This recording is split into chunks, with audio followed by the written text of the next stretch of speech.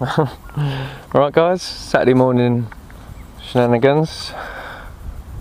Unfortunately we missed this one.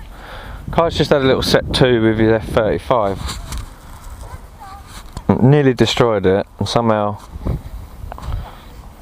whacked it. Lost orientation and it flew with half the elevator missing. Here's the other half. Took it clean off, like, snapped the hinges.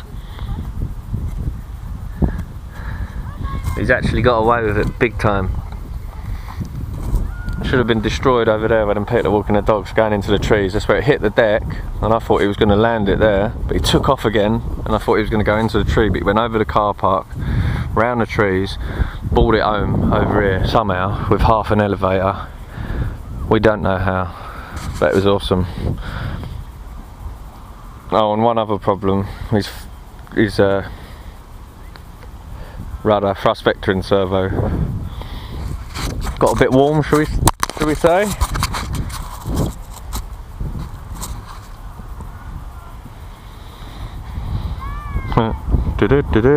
Have you ever seen anything like that? You see the current bum through that? Servo has burnt a hole straight through it, like John Wayne shot it with his gun.